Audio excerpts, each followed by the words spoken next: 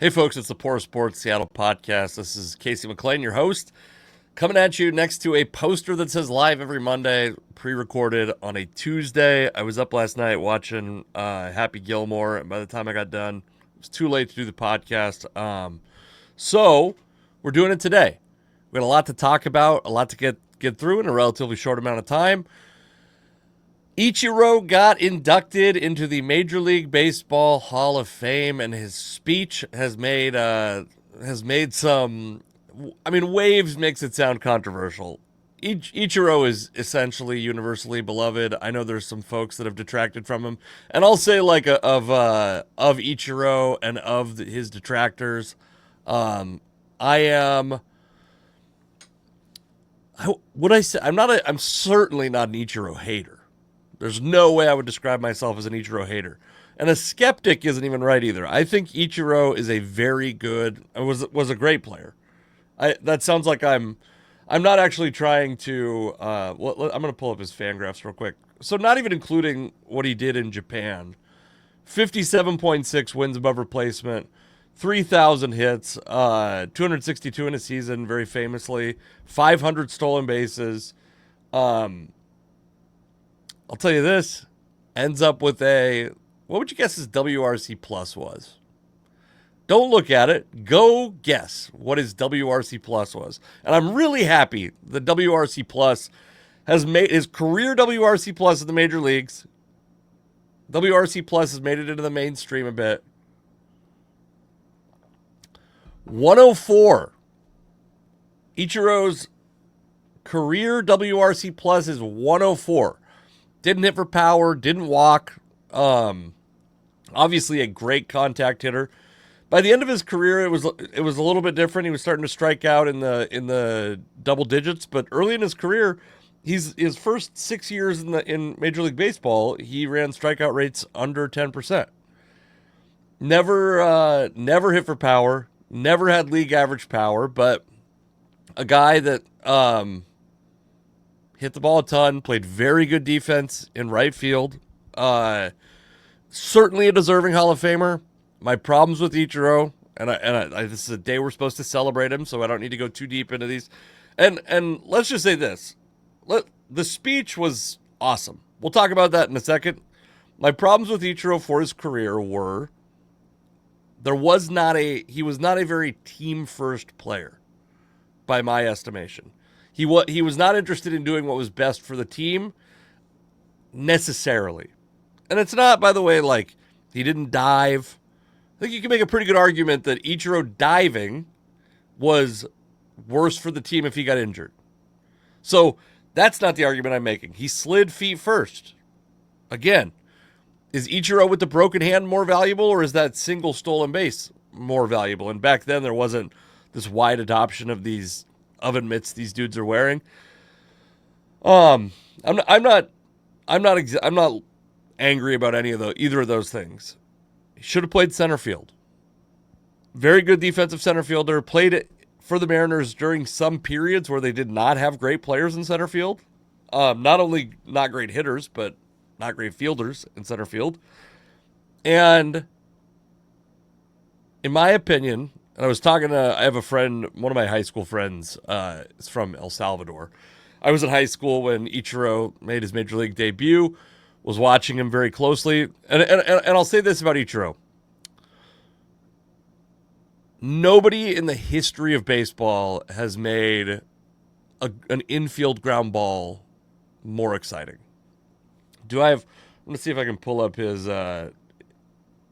I'm looking at his Fangraphs page right now. I don't have infield hits, but he always ran these insanely... This is another reason why I think his hitting was maybe slightly overrated. And I think 104 WRC plus is indicative. I think the metrics bear out my point in general, that he was not actually a generationally talented hitter. But also, the fact that he was able to make bad contact into hits does not necessarily make him a great hitter. Great all-around player, absolutely, but not necessarily a guy that you'd say is like the most talented batted, or in golf you'd call it a ball striker.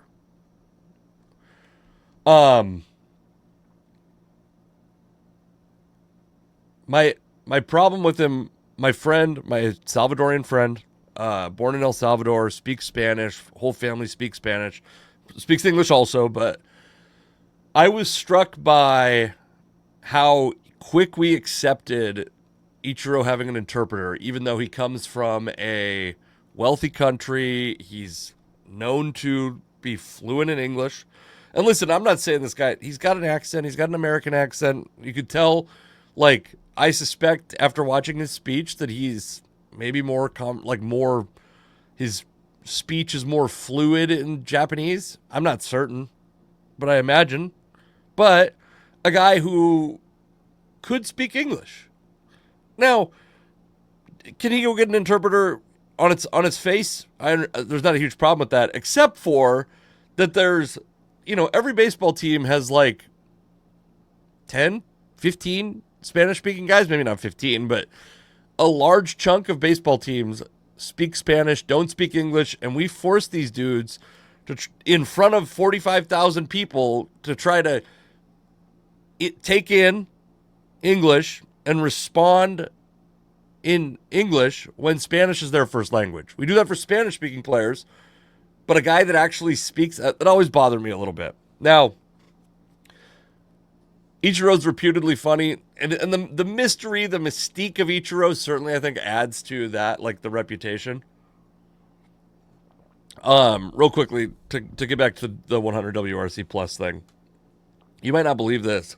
So, Ichiro put up, it was, they don't have hits on this section of Fangraphs. So, what was it? God damn. 10, 11 straight seasons of 200 hits. Is that right? And then after he leaves Seattle, so his last season in Seattle, last full season in Seattle, 184 hits. The season he gets traded, 178. The next season, 136, 102, 91, 95, 59, and 0 in his 2 games with the Mariners in 2019.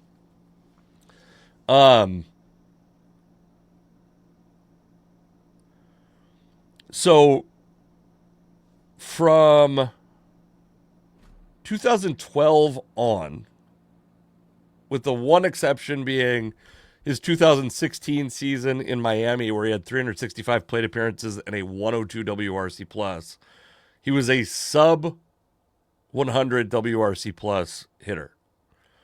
In his final 3 seasons, granted spanning only a little over 260 plate appearances, he was worth a full negative win above replacement in a third of a season's worth of plate appearances. He was primarily a pinch hitter in Miami in 2017.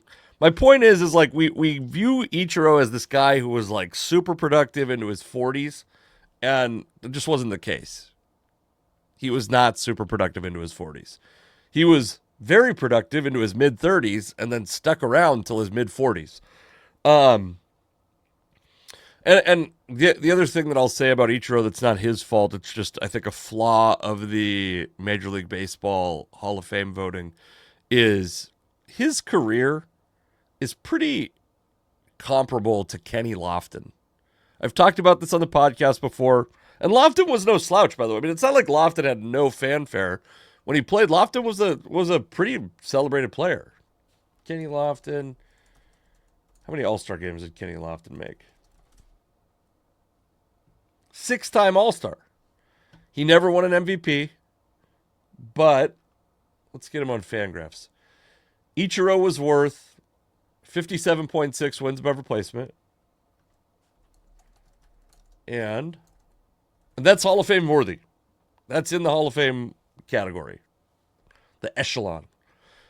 Kenny Lofton, 62.4 wins above replacement. That's in 9,234 plate appearances, where Ichiro was in 10,734. So in 2 seasons less plate appearances, Kenny Lofton was actually worth 5 more wins, essentially 5 more wins above replacement.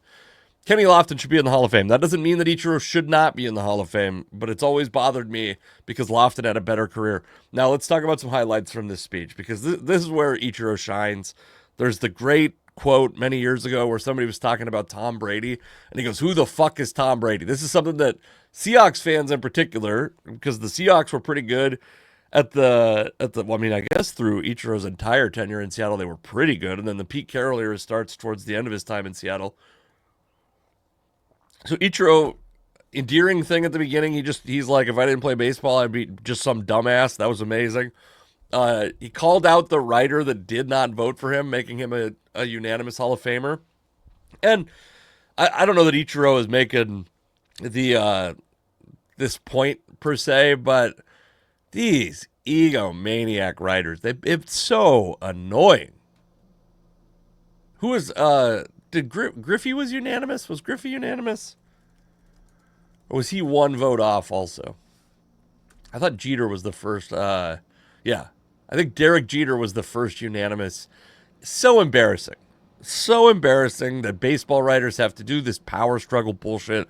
If Babe Ruth can't be, if you don't know the origin of the like philosophy behind it, is Babe Ruth was not a unanimous Hall of Fame selection, and so baseball writers for some reason have been carrying water for the dickhead that didn't vote for Babe Ruth, that if he can't be unanimous, then no guy can ever be unanimous. And yeah, it was stupid then, it's stupid now, it's stupid. It's one of the things, it's one of those traditions in baseball that are like, we just gotta, I hope it dies with the old school writers.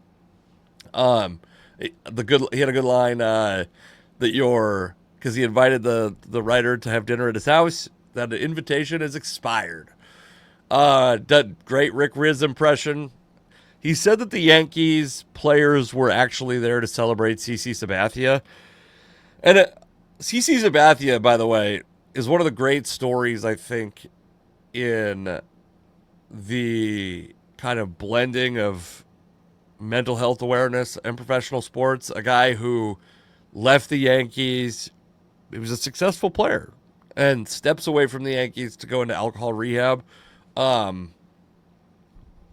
And then I had my memory has had a pretty good stretch after that, but you see the guy's like full transformation. Normally pitchers, like you'll see offensive linemen in football who don't have to carry around 310 pounds anymore. They'll slim down to 220 in a season or two because they don't have to eat 18,000 calories a day and lift weights to an unhealthy degree to maintain their weight. It's pretty rare that you see Major League Baseball pitchers do that because they don't have to do all those things. They don't have to maintain a weight. They lift some weights, but they also do a fair amount of cardio. Pitchers on their off days do a lot of cardio. So CC looks transformed, and it's great. It had one of the all-time great, when he was in Milwaukee, he had one of the all-time great playoff pushes of anyone ever. He got one. Ichiro got another dig in at another team that paid his paycheck, by the way, but he said that when the Marlins called him, he had not heard of the Marlins, which is very funny. And then he talked about going to his first date with his wife when he was a retiree, was taking his wife to a baseball game and eating hot dogs. And man, all I got to say is Ichiro's got a cool wife, because my wife would not be thrilled if I finally get a day off and we just go watch my job. No. But so yeah, I understand Ichiro represents a couple other things that are important. He was the first position player to transition to and you kind of forget how revolutionary that was, frankly, because we've seen, now you have Shohei Ohtani, we've had the Matsuis, we've had, what was his name? Munenori Kawasaki here. Like, there's been dudes floating around. What was the dude's name? The guy that played for the Cubs. There's been a fair amount of position players who've made the transition. Ichiro was the first. It was unheard of. And also, by the way, the foresight, and it might not be just like strictly foresight. The Mariners at the time were owned by the owner of Nintendo. They had a very Japanese, or they had a somewhat decent Japanese fan base, just by geography. And they were committed to bringing in Japanese players. A couple of years before, they had brought in Kaz Sasaki, and then they bring in Ichiro, who is this like iconic rock star in Japan. And I mean, the financial foresight, I'll grant them, but this was like a risk at the time. This, by the way, Ichiro coming to a team that had just lost Alex Rodriguez, a team that everyone kind of assumed would be in a down year, and to come here and win 116 games, the team that was put together, everything bounced their way that season, but a team that was also just full of these guys that were a lot easier to find in the early 2000s that were just severely undervalued. And I don't know if Pat Gillick was, clued in on how valuable. Who was the manager at the time? Was it Piniella still? Was that still Piniella? Oh my God, my dog is losing her mind. Let's see. I think we have motion in my porch. Let's see how it's going. It's either an Amazon delivery or there's a chance.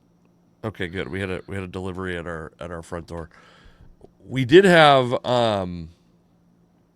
we had a tree fall in my front yard. Pat Gillick. I don't know if he's the guy. Lou Piniella. When was Lou Piniella? He was the manager here from. It's kind of embarrassing, I got to tell you, that I can't remember for certain that it was Lou Piniella. I feel somewhat confident, but yeah. Lou Piniella managed the 2001 Seattle Mariners. I don't know that Lou was the guy that was like squeezing the most out of all those guys, but if you remember that team, like Mark McLemore, Brett Boone, and a couple syringes, perhaps. Stan Javier, Jeff Nelson was on those teams. Aaron Seeley, Arthur Rhodes, these guys that were just kind of like aging veterans that nobody really valued, that the Mariners were able to acquire, and they all had career years. A lot of guys had career years. But yeah. Anyway, also receiving votes. Felix Hernandez got a little over 20% of the vote in his first year of eligibility. So Ichiro, first ballot Hall of Famer. Felix Hernandez gets a little over 20% of the vote, first year of eligibility. And I was curious how that bodes for Felix, because traditionally guys start to get more votes as their eligibility is closer to running out. It's actually kind of strange that is just the traditional pattern. It's pretty rare that guys completely drop off the map when they start out with 20+%. But like Edgar got the huge push in his 10th year of eligibility. A guy that I think, by the way, deserves it, and I'm going to compare him to Felix in a minute, but Andrew Jones is starting to get closer and closer. He's in I think this was his 8th year, and I think he'll probably get it next year. And if not the year after, very likely. A guy that's very deserving. So to put it into context, what do we say? Ichiro had 57.6 wins above replacement. Felix was worth 54. These are all Fangraphs wins above replacement, by the way. Felix was worth 54 Fangraphs wins above replacement. But what's remarkable about this is that almost 50 of them come by the time he's 28 years old. He comes up, by the way, if you remember, at 19 years old, throws 84 innings. And at the time, I mean, he was striking out 8.5 or 8.25 batters per 9 innings. That was very good for the time. Now that would be slightly pedestrian.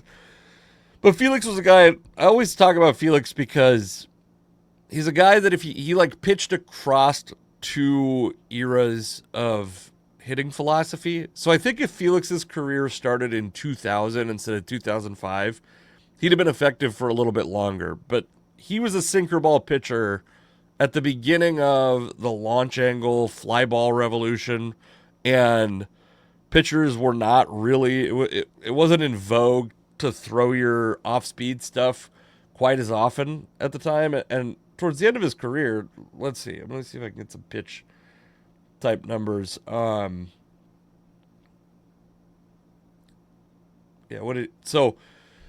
Towards the end of his career, he was basically not throwing a four-seamer anymore, and he had bumped up the use of his cutter to, or was it his cutter or his curve? Oh, curveball.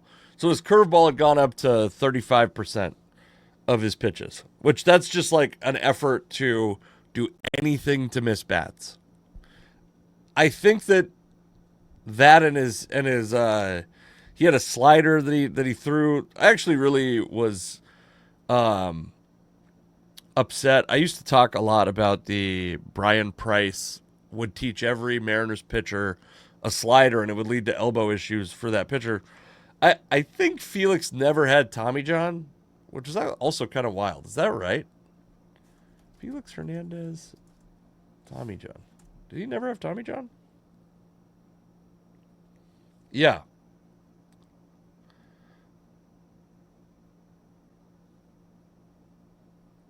What am I reading here? Where Tommy? Oh yeah. Okay, so they're talking about Adam Wainwright. Felix has no Tommy John. By the way, could Tommy John have saved him potentially? But I remember the early in his career, Brian Price. He was a fastball curveball guy coming up. Brian Price used to teach every Mariners pitcher this slider, or would at least advocate for slider use. Is my memory of the way that worked. And it's like so many Mariners pitchers started throwing that slider, and then they lost velocity and they lost command of other pitches and had elbow injuries. Joel Pinheiro, Clint Najat, Freddie Garcia, I think was it. I think Freddie Garcia and Brian Price crossed paths, and I always found that frustrating. I threw a curveball in high school. I love. By the way, so fun in the beginning of Felix's career. I think just barely out of high school when he came up, and you're like, oh my God, this guy could be me. If I was 5 inches taller and threw 20 miles an hour faster, this guy could be me. So I think Felix gets hurt by playing across two eras. Still an incredibly effective pitcher. And then in his final 4 seasons, and really I think it's his final 5 seasons, you forget just how long teams let these guys stick around. So he's worth, in 2014, he's worth 5.6 wins above replacement. In 2015, drops to 2.7 wins above replacement. That'll be the last time he hits 200 innings. He had been on a 8-year streak of hitting 200 innings. The next year, 153 innings, worth 1.1 wins above replacement, 86 innings, 155 innings, 71 innings, with just ever decreasing velocity. The velocity numbers on Fangraphs go back to 2007 on his page. He averaged 95.6, 96 the next year, 95 the next year, so a full mile-an-hour drop. And then there's a couple drops in there that are that size, but by the time you get to 2018, his average fastball velocity is 89.7 miles an hour. He's having to reinvent himself as a pitcher. This is all to say, Felix gets 20%, 20+% of the vote. Scott Rowland, I think, started his time at his Hall of Fame eligibility. I believe his first year was like 10 or 11%. I think this bodes well for Felix making the Hall of Fame. I wasn't certain by the end of his career. I mean, in 2014, it was hard to imagine a career trajectory that did not lead to Felix being a Hall of Famer. Similar, by the way, to when the Seahawks traded Russell Wilson. You're like, how could this guy not end up being a Hall of Famer? He's got such a head start on becoming a Hall of Famer, and then the trajectory goes into the floor. Andrew Jones, similarly, and we'll just talk. Just because I care about the Andrew Jones story, because I think he's one of the, outside of Kenny Lofton, I think Andrew Jones is one of the more snubbed players. By the way, Andrew Jones worth 67 wins above replacement. Ichiro worth 57. Andrew Jones worth 67 wins above replacement. But he has the weight gain. He stops being a good defender. Andrew Jones is one of the greatest defenders in the history of baseball. We talk about Felix or we talk about Julio Rodriguez a fair amount, obviously. Andrew Jones makes Julio Rodriguez look like Russell Branion in the outfield. Like Andrew Jones was a tremendous. And then what was it? 2008. He ends up with the Dodgers, puts on some weight, ends up being like a DH only by the end of his career. And Andrew Jones was a good hitter. I remember when there was a time when there was some rumors that the Mariners may trade Ken Griffey Jr. to Atlanta for a package that included Andrew Jones, and I was like, well, that's about the best case scenario. This guy's like gonna be one of the greatest center fielders of all time, and he was. If you look at him again up to age 30, he that was like where almost all of his production came. And then the wheels came off, and he gained weight, and he stopped being a great defensive outfielder. But 67 wins above replacement. The problem is he puts too much bad tape at the end. 2008, 2009, 2010, 2011, 2012. He's still hits okay, but like negative defensive value. Goes from a guy that was worth 25 and a half wins above, or 25 and a half runs better than average defensively, to negative defensive value for the next 5 years combined. Okay, I want to talk about, obviously, the Mariners traded for Josh Naylor. I did think it was funny that he immediately struck out. I think through his first 3 games, it was like 33% strikeout rate, up from 12. The guy comes to the Mariners, just starts striking out. Hits his first home run last night. Last night. So, I guessed that he might not hit for a lot of power. I hope I'm wrong, but I don't know that that's. I don't know that I'm wrong. Anyways, I'm getting notifications. Gotta solve the notification problem. It's a real problem. Eugenio Suarez got hit by a pitch last night. Had to leave the game. Got X-rays on his hand. This is the second time he's had X-rays. Hold on a second. We're gonna turn this. There we go. Second time he's had X-rays recently, I believe. He was hit in the All-Star game also. Important to a lot of teams, not just the Mariners. Most important, by the way, to the Arizona Diamondbacks, because Geno is a free agent after this year. So if I'm them, I'm going, you're sitting out today, and we're going to try to trade you before we play. That might be his last act as a Diamondback, is to get hit in the hand. Because I don't want to risk, and hand injuries are scary for hitters. So if I'm the Diamondbacks, I am keeping Geno off the field, and I'm going to start making sure I get a trade. I mean, there might be teams that need to see him swing a bat, but after getting hit in the hand, but yeah, I'm becoming a lot less picky, because they almost lost an opportunity to acquire some very good players, some very good prospects for Geno. And the rumors have been that the Diamondbacks want a big leaguer and good prospects. And so, I've seen packages floated, Michael Arroyo, plus another lower level prospect, and Logan Evans for Eugenio Suarez. I don't like it. You don't feel good about it, but I will say it does not take away. I don't think you're sending a star. Michael Arroyo has star potential, but I don't think you're sending a star to Arizona. If you take Arroyo out, if you could put a little bit lower level prospect than Arroyo in that deal, I'd feel a lot more comfortable, but that's a big asking price for a guy that you're going to get 2 months out of. And especially Suarez might not be stoked to come back to Seattle. He might not want, a team that trades for Suarez is probably going to be interested in re-signing him to a reasonable deal. I don't think the Mariners are going to get that opportunity if he comes here. Also, I did pull up Eugenio Suarez is his expected batting average. And I'm not saying batting average is a stat that we should be we should care about a ton, but his expected batting average is 233. His actual batting average is 248. His batting average on balls in play is 249. These are already low, and they represent good luck.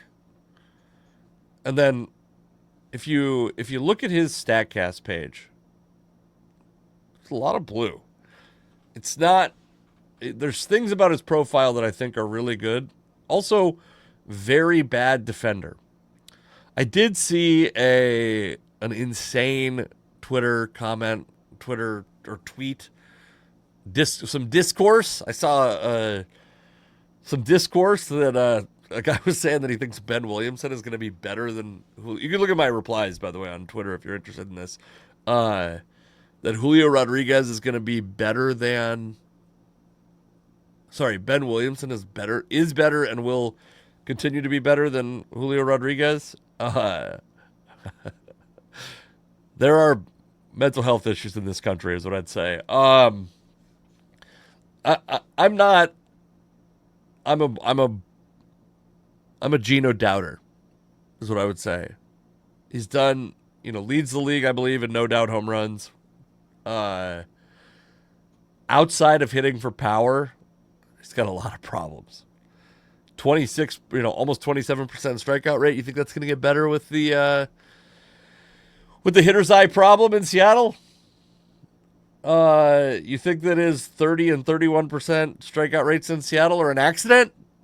We've kind of already seen the guy, and he did hit 31 home runs, 2022, 22 in 2023. He's been an above average hitter in Seattle. We know that he can hit here, but it's just tough. 2 months of a guy that's like, his profile looks like a guy who's going to fall off a cliff when he does. And all the counting stuff's going down. If he comes here, all the counting stuff, he's going to hit less home runs than he would have, very likely. He's going to strike out more. He's probably going to... He actually walked a decent amount when he was here last, but he's going to strike out more, probably hit for a lower average, have less power, and yeah, I don't know. I'm terrified.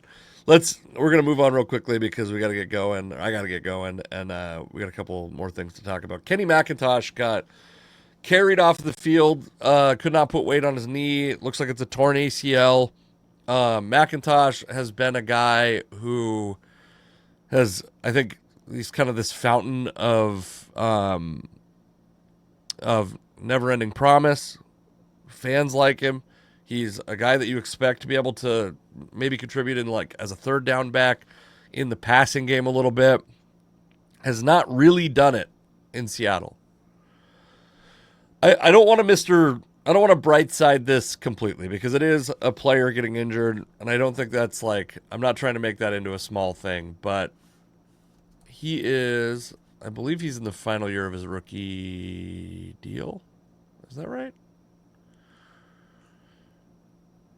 Oh no, he's got 1 year left. Kenny McIntosh was a fringe roster guy this year. There was probably pretty good odds, close to 50-50. The Kenny McIntosh was not going to make it to week 1 on the Seahawks.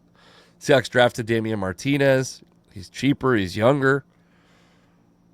Kenny McIntosh has been kind of injury prone and not super productive in Seattle. I believe that because he's injured for the year, he'll go on injured reserve, and I think the Seahawks will pay his entire salary. And then he'll get to come back next year, get a shot in Seattle, very likely. And though it's not good to be injured, he gets his salary guaranteed. That's a big deal. He's going to be making, I got to make sure that's true, by the way. But if it's true, he's going to make $1 million this year. While he's injured, while he's rehabbing, and he'll have a place to at least get a shot next year. A team that maybe doesn't have Kenneth Walker next year. A team that maybe is trying to see what they have in Zach Charbonnet. Trying to see what they have in Damian Martinez. And he did it early in the season. He did it in the off season. So he's got a full year to recover. You do this in week 15, it's devastating. It's devastating anyway, but you do it in week 15, and its impact on your immediate prospects is a lot more severe. This is if you're going to tear your ACL, if you're Kenny McIntosh and you're going to tear your ACL, this is the best case scenario, my opinion. Injuries are a part of football. It's not fortunate that he tore his ACL, but if you were going to tear your ACL at any point, you feel bad. You know, a lot of people, you hear people say you feel bad for the kid. Of course, it could be significantly worse, and it's not that hard. It's if you start with the prerequisite, this guy's going to tear his ACL, doing it in his third year when he's still got some time on his rookie deal, but that he gets, I think, his 2025 salary guaranteed.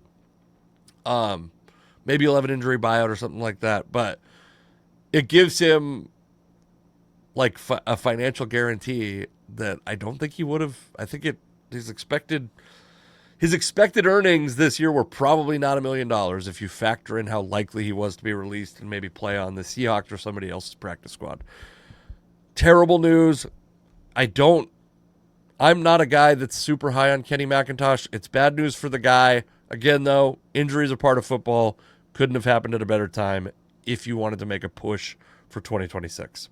Now, let's talk about, and also, by the way, from the Seahawks perspective, third string running back, a guy that hasn't had a lot of, hasn't made a big impact. I don't think it's like an insurmountable loss.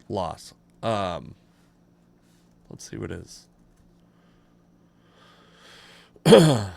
So yeah, 31 carries last year for 172 yards. No carries in 2023. Just not a guy who's been a factor. A guy that the fans have been interested in, but a guy who's not been a factor. And now let's talk about Happy Gilmore 2.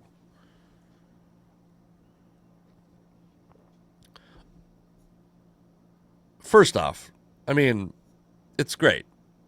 To spoil it, it's great. I love the first one. I like Adam Sandler. I like Adam Sandler movies where Adam Sandler plays himself. So like Big Daddy, Happy Gilmore, Billy Madison. He loses me a little bit on like the Bobby Boucher, the Waterboy. Little Nicky was like goofy, right? When he tries to like play a kind of cartoon character, it's not, I don't like it as much, but Adam Sandler is like, he's my generation's like, or at least dudes of my vintage's like cultural icon. Doesn't dress up. He's baggy sweatpants and t-shirts everywhere. I watched him golf with Bryson DeChambeau, who's in the movie and who I enjoy not only as a golfer, but as a content creator on YouTube. I will say I like Bryson a lot. He kept calling, I think it was wearing thin on me for sure. I don't think Adam Sandler was like super into the joke that he was actually Happy Gilmore and not Adam Sandler. But Sandler is so just naturally funny, just really carried. They did a Breaking 50, which is the same series that he did with Donald Trump and Tom Brady and Tony Romo, among other people. They came very close, by the way. You should go watch it. And Sandler, by the way, well, I don't want to spoil it if you're going to go watch it, but puts a shot that you're like, holy shit, that's amazing. Yeah, I also heard him say, like, we're not going in for like some revolutionary new concept. It's going to serve the fans. It's going to be funny and stupid, just like the first one. And it did that. And also, by the way, like, they took so long to write it that people died. Chubbs died. Carl Weathers died. Bob Barker died.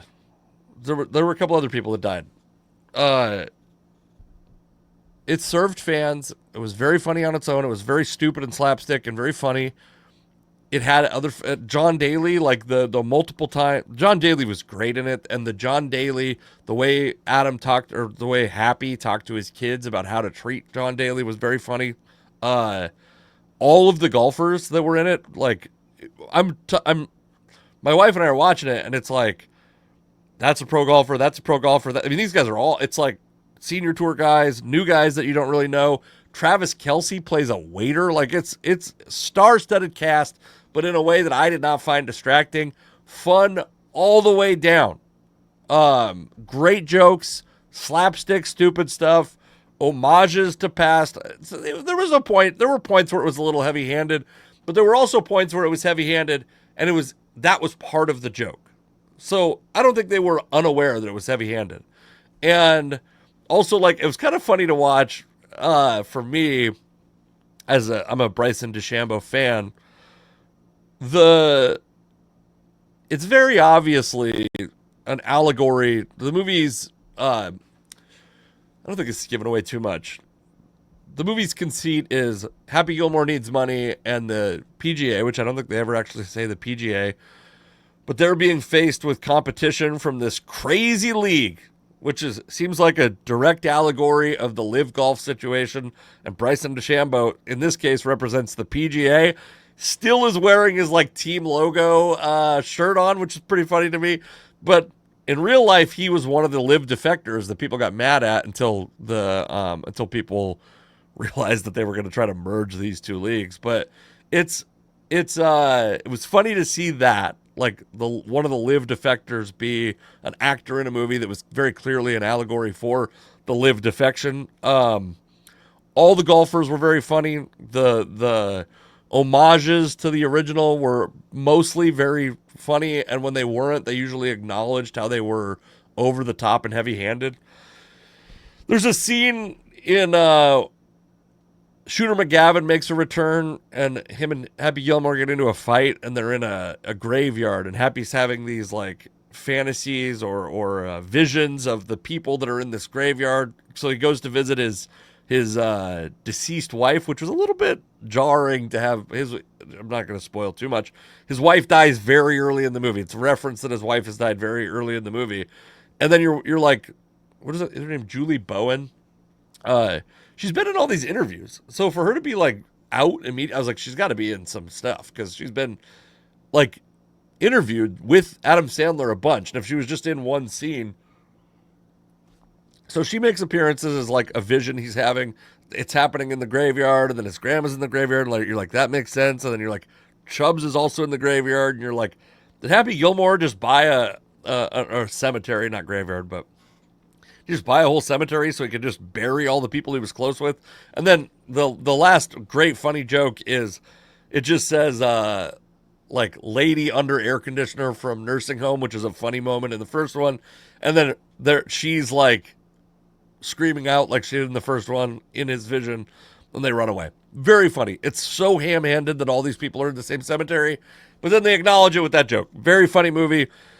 Go check it out. If you go in, I will say this also, like, is it family friendly? As my friend and comedian Corey Michaelis would say, depends how cool your family is. I have a 6-year-old and a 2-year-old, an almost 6-year-old and a 2-year-old. We watched the first one with my 6-year-old. Now, did we fast forward a couple times? Sure. Were there a couple times where we're like, whoops, hope she doesn't repeat that? Sure. But it's fine. My 6-year-old's going to be it. I'm a comedian. She's going to get exposed to a lot of stuff. We watched part of this one with her. She just got kind of bored, and we were eating dinner and the whole thing. So she didn't end up watching it. I think we could have. I think we would have been fine watching it with her. If you have a cool 6-year-old, you can watch it with them. Anyway, okay, please come see me do stand-up comedy, by the way. I will be June 30th or July 30th, tomorrow. My Straight Friends at Emerald City Comedy Club. It's a very fun show with two comedians, Joe Dombrowski and Richie Armani, that's going viral. The clips are going viral. They do it in LA, they do it in Seattle, and they do it, occasionally other places in the country. Were it not Seattle, I would not be on this show. So come out and see it. Good show. Thank you for listening, and I will talk to you later.